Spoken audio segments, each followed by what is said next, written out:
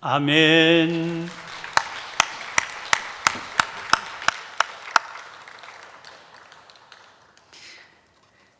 호산나 찬양대 귀한 찬양 하나님께서 기뻐 받으셨을 줄로 믿습니다. 수고에 감사를 드립니다. 이미 여러 차례 말씀드린 바 있고 다시 오늘 영상을 통해 알려드린 것처럼 오늘부터 교회 학교 여름 행사가 시작됩니다. 영아부, 유치부, 초등부는 오늘과 다음 주일날, 그리고 중고등부는 오는 22일과 23일 이틀 동안입니다. 예년보다 더 많이 강조하게 되는 이유가 있습니다. 예전 같았으면 각 가정에서는 자녀들이 그저 여름 성경학교에 참석하는 것을 확인하기만 하셔도 되셨을 겁니다. 나머지는 그때부터는 교회가 다 알아서 책임지고 감당할 몫이었으니까요. 그러나 이번에는 다릅니다. 온라인으로 진행되기 때문에 아이들에게만 맡길 수가 없습니다. 반드시 부모님들께서 관심을 가지고 챙겨주시고 또 동참해 주셔야만 진행이 가능한 겁니다. 그런 의미에서 이번 코로나19 사태는 우리에게 큰 도전이 됩니다. 교회 중심의 신앙이 가정 중심의 신앙으로 전환이 되어야 된다 하는 도전입니다. 사실은 진즉 이런 전환이 일어났어야만 되는 겁니다. 이미 그렇게 알고 있었던 일이고 또 그래야 된다고 강조도 했지만 근데 실제로 변화는 쉽지가 않았습니다. 그런데 코로나 바이러스가 우리에게 변화를 강요하고 있는 겁니다. 우리를 살리시는 하나님의 손길로 여기시고 감사하면서 이 변화에 적극 동참해 주시기를 바랍니다. 그리고 이 일로 하나님께서 우리 각 가정에 새로운 영적인 역사를 활짝 열어주시기를 간절히 축원합니다. 요즘 유튜브로 제공되는 새벽 기도에 많이 참여하고 계시죠. 현장에서 드리지 못하는 아쉬움이 있지만 또 장점도 많이 있습니다. 일단 이른 새벽에 예배당 나오실 형편이 되지 못하는 분들도 얼마든지 참여하실 수 있어서 참 좋습니다. 저의 경우에는 말씀을 한 번만 듣지 않고 몇 번이고 되풀이해서 들을 수 있다는 게 참 좋습니다. 지난 1일 날 잠언 9장을 본문으로 현병찬 목사님이 말씀을 전했습니다. 말씀을 시작하면서 언젠가 자기가 들었던 어느 목사님의 죄에 대한 설명을 소개하시더라고요. 이런 말씀입니다. 죄는 어쩌다 빠지는 웅덩이가 아닙니다. 내가 오랜 세월 동안 닦아온 길입니다. 그래서 회개는 바로 이 길에서 돌이키는 것입니다. 죄는 어쩌다 방심하는 바람에 우연히 빠지게 된 웅덩이가 아니라고 그랬습니다. 오랜 세월 동안 자기가 닦아온 길이라는 겁니다. 그 말은 그가 이제까지 살아오던 습관과 방식과 태도의 선택의 결과라는 거죠. 그러니까 회개는 빠져나오는 게 아니라 돌이키는 겁니다. 만약 어쩌다가 빠지게 된 웅덩이라 그러면 거기서 빠져나와서 정신을 차리고 가던 길 가면 되겠죠. 그러나 오랜 세월 동안 닦아온 길을 가는 바람에 나타난 결과가 죄라면 어떻게 해야 되겠습니까? 구체적으로 드러난 그 죄의 행위만 회개해서는 안 됩니다. 지금까지 익숙하게 걸어오던 길에서 돌이켜야 됩니다. 방향 전환이 이루어져야 된다, 그런 말입니다. 그런데 그 다음 날, 그러니까 2일 날, 지난 주일 날이죠. 그 새벽 기도회는 손성현 목사님이 인도했는데 이어지는 잠언 10장을 본문으로 한 설교에서 손 목사님이 다시 이 구절을 소개했습니다. 그러면서 길 얘기를 했습니다. 이런 삶 저런 삶으로 갈라지는 갈림길이 있을 때 우리를 바른 길로 인도하는 훈계나 조언을 받아들일 줄 알아야 된다는 거죠. 그것이 그야말로 돌이킴이라는 겁니다. 손 목사님 강조하신 덕분에 그 설교 듣다가 어제 들었던 말씀을 다시 또 들어가서 거듭 여러 차례 들으면서 더 깊은 은혜를 누릴 수 있었습니다. 새벽에 받은 은혜를 붙들고 더 깊은 은혜를 위한 묵상을 하면서 붙들게 된 말씀이 오늘 본문 말씀입니다. 오늘 본문의 내용은 우리가 잘 아는 다윗이 저지른 범죄에 대한 기록이지요. 다윗이라고 하는 인물은 이스라엘의 자부심입니다. 이스라엘 국기를 보면 그 국기 중앙에 삼각형 두 개가 위아래로 겹쳐져 있는 큰 별이 놓여 있습니다. 이 별의 이름이 다윗의 별입니다. 구 예루살렘에 가보면 다윗의 무덤이 있어서 지금도 많은 유대인들이 그곳을 찾아와 참배하는 모습을 볼 수 있습니다. 역사를 살펴보면 유대인들의 그런 다윗에 대한 사랑과 존경의 이유를 충분히 이해할 수 있습니다. 이스라엘의 역사라고 하는 것은 강대국 사이에 끼어 있는 전형적인 약소국의 비극적 역사였습니다. 그런 역사에서 분열 이전의 통일왕국 시대, 그 중에서도 다윗과 그 아들 솔로몬 시대야말로 반짝 찬란했던 시대입니다. 그 시대에 초석을 놓은 사람이 다윗이었습니다. 솔로몬은 아버지가 쌓아올린 위협의 열매를 영화 속에 누리다가 그만 나라가 둘로 쪼개지는 분열의 계기를 만들고 말았던 왕이지요. 그러니까 다윗의 통치 시대야말로 거의 유일한 이스라엘의 번영의 시대였던 겁니다. 그러면 그 번영의 비결이 무엇이었을까요? 사도 바울은 이스라엘 역사를 정리하면서 한마디로 이렇게 설명했습니다. 사도행전 13장 21절 22절입니다. 그 후에 그들이 왕을 구하거늘 하나님이 베냐민 지파 사람 기스의 아들 사울을 40년간 주셨다가 배하시고 다윗을 왕으로 세우시고 증언하여 이르시되 내가 이새의 아들 다윗을 만나니 내 마음에 맞는 사람이라 내 뜻을 다 이루리라 하시더니, 그러니까 그의 삶의 궤적이 하나님의 마음에 들었다는 겁니다. 그래서 하나님께서 축복하신 결과라는 거예요. 이러한 다윗에 대한 이스라엘의 존경과 추앙은 거의 절대적이라 할 수 있습니다. 오죽했으면 예수 그리스도의 족보조차 아브라함과 다윗의 자손 예수 그리스도의 계보라 그랬겠습니까? 그런 의미에서 오늘 본문은 참 놀랍고 경이로울 정도입니다. 이스라엘이 그렇게 존경하고 추앙하는 다윗의 삶에 있는 어두운 장면을 속속들이 해집듯 꺼내어서 묘사하고 있기 때문입니다. 이토록 상세한 묘사가 어떻게 기록으로 남겨질 수 있었을까 신기한 마음이 들 정도입니다.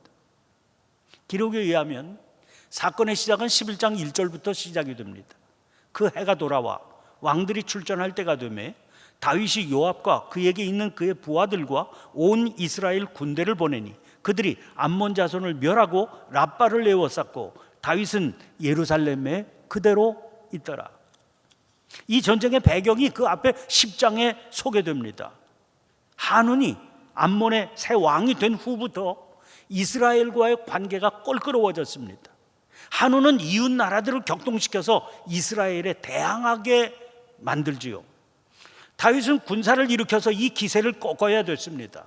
여러 차례 전쟁을 거듭해서 승리를 거두었지만 한운은 포기하지 않는 겁니다. 그래서 또다시 일으킨 전쟁이에요.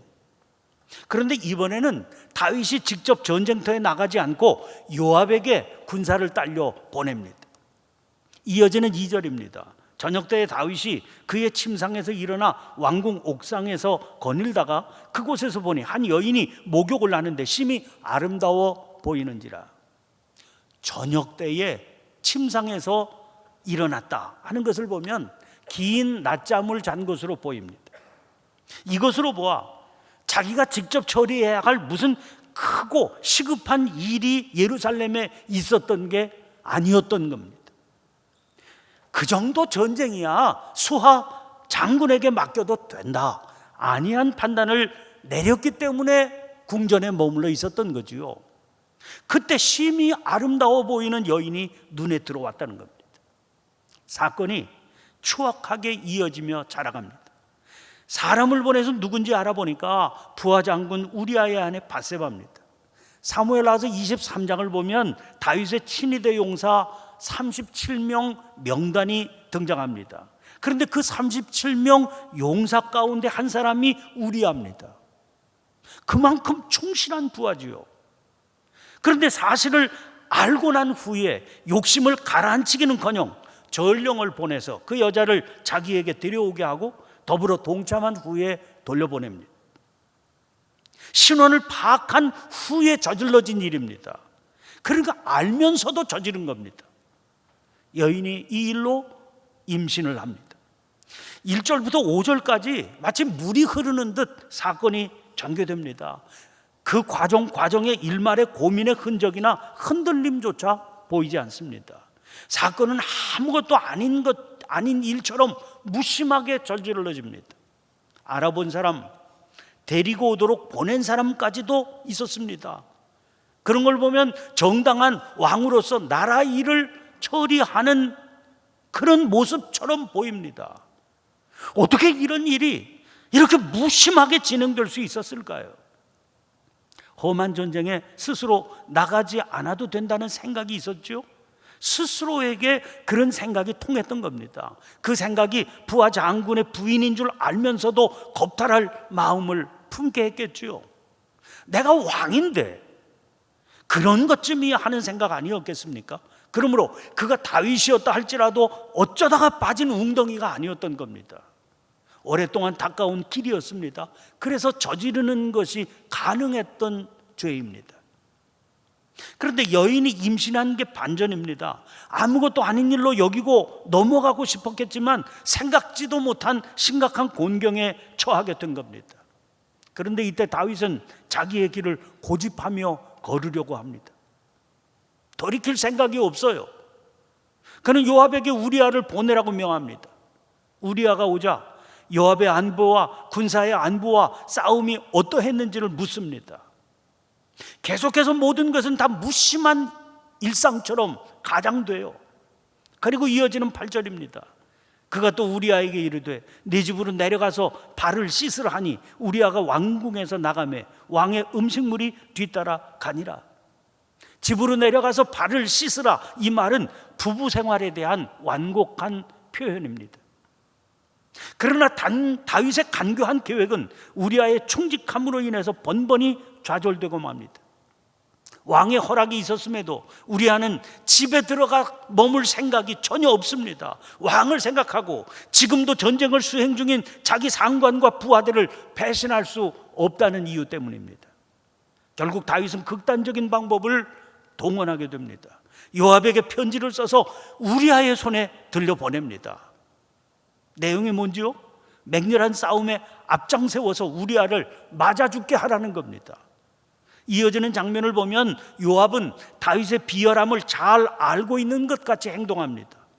그리고 결과 보고를 할 때도 그 비열함을 공공연히 비웃는 것 같이 보일 정도입니다. 그나저나 우리아가 죽었다고 하는 소식을 들은 다윗은 담담하고 태연자약합니다. 칼은 이 사람이나 저 사람이나 삼키느니라. 일말의 동요나 양심의 가책도 찾아볼 수가 없습니다. 우리아의 아내는 소리내어 옵니다. 장례의 격식은 그런대로 갖추었습니다. 그리고 장례가 끝나자 기다렸다는 듯 사람을 보내어 밧세바를 왕궁으로 데려옵니다. 아내가 된 그를 통해 아들을 낳습니다. 모든 일들이 그리고 과정이 막힘없이 자연스럽게 진행됐습니다. 범행은 완벽하게 은폐됩니다. 다만 문제는 21장 마지막 부분입니다. 다윗이 행한 그 일이 여호와 보시기에 악하였더라. 이 모든 것이 다윗이 행한 그 일 아닙니까? 그리고 그 일을 하나님께서 낱낱이 보고 계셨으며 그가 보시기에 악한 일이었습니다. 최근에 일어난 박원순 전 서울시장에 대한 성추행으로 인한 고소사건, 그의 극단적인 선택, 온 나라를 큰 충격에 빠지게 했습니다. 그 충격은 그가 지금까지 걸어왔던 삶과 행동 때문에 더욱 컸지요. 특히 우리나라에서는 최초로 권력에 의해서 자행된 성희롱은 불법이다 하는 판결을 받아냈던 변호사가 바로 본인이었지 않습니까? 그런데 본인 스스로 다른 문제가 아니라 바로 그 문제로 고소를 당했다. 그런 점에서 혼란스러울 정도였습니다. 게다가 극단적인 선택을 통해 이 세상 사람이 아닌 존재가 된 것이 문제입니다. 그로 인해서 사실을 밝혀내기도 어려워졌을 뿐만 아니라 그를 떠나 보내는 것 자체가 힘든 일이 되고 말았습니다. 그를 따르던 이들로서는 사실 여부를 떠나서라도 애도하면서 그를 떠나 보내는 것이 큰 고통이 되었습니다. 그러나 피해를 주장하는 쪽에서는 슬퍼하며 애도하는 일 자체가 2차 피해와 다르지 않다고 여겨졌습니다. 급기야 이 일이 정치적 입장에 따라 극명하게 갈리게 되면서 온 나라 안에 큰 다툼과 대립이 일어나게 됐습니다. 그래서 이 일과 관련해서 말 한마디 보태는 것 자체가 본의 아니게 불필요한 오해나 논란을 낳을 수도 있는 예민한 문제가 되고 말았습니다. 저는 이런 혼란의 와중에 글 한 편을 만나서 읽게 됐습니다. 미국 조지타운 대학교의 조미나 교수가 쓴 인간이라는 모순적 존재를 위한 기도라고 하는 제목의 글입니다. 이 글에서 조 교수는 한 장의 동상 사진을 소개해 주고 있습니다. 의식 성찰이라고 하는 이름을 갖고 있는 이 동상은 젊은 예술가 제레미 라이크먼과 조한 베네필의 2011년도 작품으로 미국의 예수에 소속된 페어필드 대학의 머피 이냐시오 영성센터 앞에 세워져 있는 이냐시오 성인의 실물 크기 동상이라고 그럽니다. 사진으로 여러분들이 보시는 것처럼 밝은 색과 어두운 색으로 묘사된 두 이냐시오 성인이 두 사람이 사실은 한 사람이지요. 그런데 하나는 흰색, 하나는 검은색으로 묘사되어 있어. 자기가 자기를 거울을 보듯 마주 서 있는 그런 형상의 조각입니다. 이 동상을 사진으로 보여주면서 조 교수는 특히 팔의 모양새를 주목해 볼 것을 강조합니다. 언뜻 보면 뒷짐을 진 것처럼 보입니다. 그러나 자세히 보면 왼손이 힘주어 오른쪽 손목을 거머쥐고 있는 자세인 것을 알 수 있습니다. 이냐시오는 군인 출신입니다. 그러니까 그의 오른손은 그가 칼을 빼고 휘두르며 공격과 방어를 하도록 단련이 되어 있었을 겁니다. 그 강한 오른손을 서툰 왼손이 붙잡고 있는 것이죠. 조 교수는 그것을 의식적으로 스스로에 대한 공격과 방어를 포기하고 있는 모습이라 그렇게 설명하고 있습니다. 이 동상의 제목이 의식 성찰입니다. 다른 사람이 아닌 성인으로 추앙하는 이냐시오입니다. 게다가 이 동상이 세워진 자리가 그의 이름을 따서 세워진 영성센터 건물입니다. 조 교수는 작가가 이 작품을 통해서 하고 싶은 말이 도대체 뭐였을까를 묻습니다. 그리고 자기의 대답을 전합니다. 존경받는 성인 이냐시오를 내세워서 의식 성찰이 과연 무엇인가를 설명하는 것 같다는 겁니다. 의식 성찰이란 자기의 결함을 도려내고 변명하고 땜질하는 게 아니라 자기의 의식 안에 떠오르는 나를 인정하고 싶지 않더라도 받아들이며 하나님께 용서와 자비를 구하는 것임을 말하는 것 같다는 거죠. 인간은 누구든지 자신의 불완전한 실존, 결핍투성이에 비합리적이고 탐욕스럽고 이기적이고 잔인한 자신의 그림자를 가지고 있는 겁니다. 그 그림자를 마주 바라보는 것은 당황스럽고 수치스럽고 끔찍한 일입니다. 그러나 고통스러운 그 경험을 통해서 그는 한없이 부족한 자신의 한계를 자각하게 됩니다. 그것은 무한하신 하나님께 나아가는 회개와 구원의 계기가 될 수 있습니다.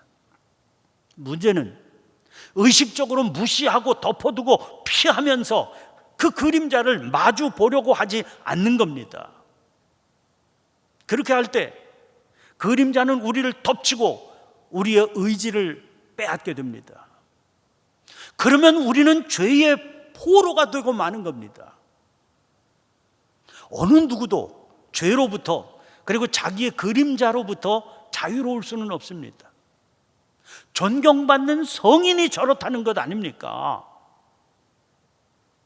그가 사람들로부터 존경받는 성인이라도 순식간에 균형을 잃고 비참한 죄의 포로가 될 수 있는 나약한 존재입니다. 그러나 자기의 나약함을 자각하고 인정하는 순간 그의 안에는 하나님에 대한 갈망과 그리움이 시작됩니다. 그러므로 인간이 죄인이라고 하는 기독교적인 고백은 하나님의 심판과 저주에 연결되는 게 아니라 역설적으로 인간에 대한 희망과 긍정으로 이어지는 겁니다. 의식 성찰이란 이러한 자신을 가식 없이 받아들이는 기도라고 말할 수 있습니다.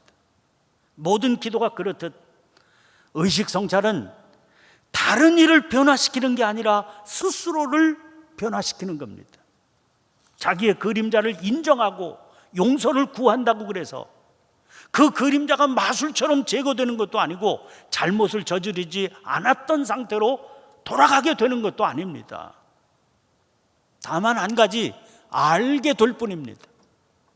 자신이 부족한 존재라고 하는 것을 알고 받아들이게 되는 겁니다. 그게 가능해지면 그는 하나님의 용서와 자비를 구하게 됩니다. 기다리는 자들에게나 구하는 영혼들에게 여호와는 선하십니다. 구하는 이마다 받을 것이요 찾는 이는 찾아낼 것이요 두드리는 이에게는 열릴 것이니라 말씀하셨습니다. 그렇게 될 때 구원은 그에게서 멀지 않습니다. 성경이 놀라운 거는요, 자기 민족의 자부심이라고 할 수 있는 그 존경하는 다윗의 치부, 부끄러운 그 그림자를 이렇게 샅샅이 꺼내어서 상세하게 묘사하고 있다는 겁니다. 어떻게 그게 가능했을까요? 이미 만천하에 드러난 사실이기 때문입니다. 다윗 스스로 고백하고 자복하고 털어놓아서 누구든지 알게 된 사실이거든요. 아니 몽땅 드러난 일인데 구태여 감추려고 하거나 미화시킬 필요가 어디 있었겠습니까? 게다가 그렇게 해서 마주하게 된 것이 절망이 아니라 희망이었거든요. 죽음이 아니라 생명이었거든요. 이런 일로 죽음을 향해 가는 사람이라면 누구에게나 가르쳐주고 싶은 생명길이었거든요. 감춰야 될 이유가 뭐가 있겠습니까? 그래서 성경의 사건 묘사는 마치 수술을 통해서 암세포를 찾아내어 제거하는 외과 의사의 손놀림처럼 세밀하고 빈틈이 없습니다. 이렇게 하는 게 죄의 길에서 돌이켜 생명길로 들어서게 하는 유일한 방법이라고 하는 확신을 가진 자만 택할 수 있는 모습입니다. 그 확신은 지극히 옳습니다. 우리에게는 다른 방법이 없어요. 자기 안에 어두운 모습을 정직하게 볼 수 있어야 됩니다. 그것은 결국 우리를 참 생명으로 구원해 주시는 하나님 앞에 자신을 온전히 맡겨드리는 일입니다. 그때 우리는 하나님의 역사를 비로소 경험하게 될 것입니다. 오늘 우리가 함께 교독한 교독문 27번은 시편 51편 말씀이지요. 이 시편 51편에는 이 시가 기록된 배경이 표제어에 분명히 밝혀져 있습니다. 다윗의 시, 인도자를 따라 부르는 노래, 다윗이 밧세바와 동침한 후 선지자 나단이 그에게 왔을 때, 이렇게 돼 있어요. 그때 하나님 앞에 터졌던 그의 고백을 들어보세요. 주께서는 제사를 기뻐하지 아니하시나니 그렇지 아니하면 내가 드렸을 것이라. 주는 번제를 기뻐하지 아니하시나이다.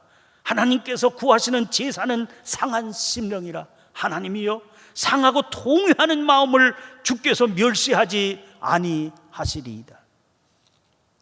사랑하는 성도 여러분, 지금 우리는 코로나19 바이러스에 감염되지 않으려고 필사적으로 노력하고 있습니다. 언제나 마스크 쓰고요, 이웃들과 거리를 유지하고 틈이 나기만 하면 손을 씻습니다. 그런데 여러분, 코로나 바이러스도 보이지 않지만 죄의 현실은 어떻습니까? 코로나 바이러스와 비교하면 얼마나 더 심각한 겁니까? 그런데 어쩌다가 보니 죄에 빠지는 경우란 없어요. 웅덩이에 빠진 게 아닙니다. 지금 내가 걷고 있는 길이 문제입니다. 주의 말씀은 내 발의 등이요 내 길의 빛이니이다, 그렇게 말씀했습니다. 우리의 길을 하나님께서 빛으로 비추어 주십니다. 쉬지 말고 빛으로 비추임 받으며 그 길을 살피며 걸어가는 저와 여러분, 우리 모두가 되시기를 간절히 축원을 드립니다. 기도를 드리겠습니다. 거룩하신 하나님, 코로나 바이러스와 쏟아지는 비로 인해서 위기의 고통스러운 시간들이 거듭되고 있습니다. 그러나 실상 더 무서운 죄의 홍수에는 무감각해진 저희들입니다. 이 무감각함 때문에 사망의 길을 고집하며 달려가기 쉬운 저희들의 연약함을 불쌍히 여겨 주시옵소서. 하나님 앞에 예배드리며 말씀 듣는 이 시간, 저희들이 걷고 있는 길을 비추어 볼 수 있기를 원합니다. 죄된 길을 고집하지 않고 겸손히 주의 자비에 그 길을 맡길 수 있는 믿음을 허락해 주시옵소서. 그리하여 날마다 생명길로 저희를 돌이켜 주시는 주님의 은혜 가운데 살게 하여 주시옵소서. 어리석은 저희를 생명길로 인도하시는 그리스도 예수님 이름으로 기도하옵나이다. 아멘.